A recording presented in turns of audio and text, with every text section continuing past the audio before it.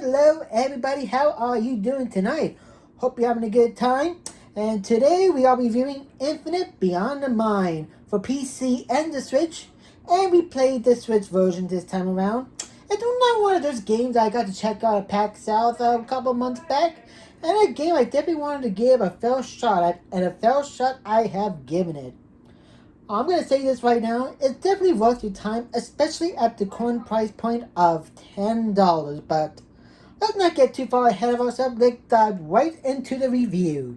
You get to choose between two different gals who share a special spawn, Tanya and Olga, not exactly names I would pick, as you must defeat the evil Queen Evangelion, hope I'm pronouncing that name correctly, and her army for world domination. And you know she's pretty evil when she's taking up more of the screen real estate on the title screen than the main characters. How could you, Queen? How could you do that? Infinite Beyond the Mind plays like your old school 8-bit, 16-bit platformer game. Plenty of action and jumping with some nice picture to go with it. It does look pretty nice and runs at a smooth 60 frames per second on the Switch version. No major complaints here. And I do enjoy how each level has its own unique look and feel to it, which does bring forth some freshness and lack of repetitiveness. However, the enemies do feel kind of repetitive since they are mostly the same design. I do notice at least one new enemy type introduced in each level, so it is doing its best to reduce the repetitiveness of said enemies. Speaking of breaking up the repetitiveness, the game also introduces these occasional shoot-em-ups in between a couple of levels or so. It is a fun and enjoyable little segment. I would have preferred there to be some more platforming, but I do appreciate the effort of breaking up the segment and bringing in a bit more variety to the game.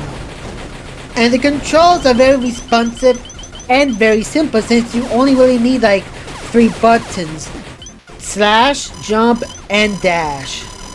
And the music, well, not something I would put on my iPhone. It does fit the game pretty well.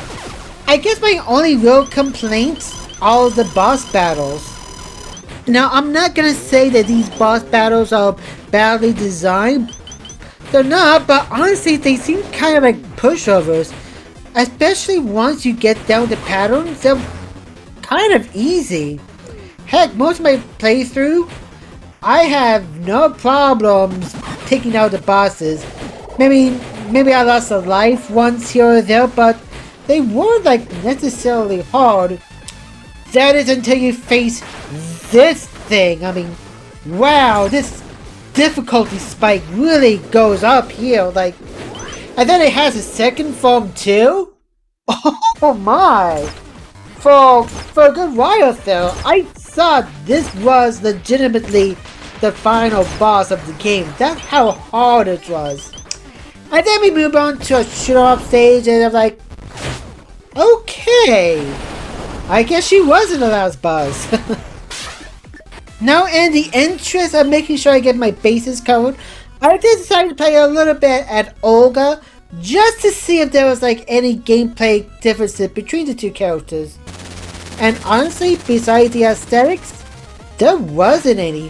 Which is kind of disappointing. I would have loved there to be, you know, something even slightly different, but it honestly just felt the same. Oh well. But with that being said, Infinite Beyond the Mind is a solid 2D action platformer and definitely worth the $10 asking price. If you don't mind the difficulty spikes in between the boss battles, I would highly recommend it. Anyways, this is Killatia signing off. Hope to see you next time.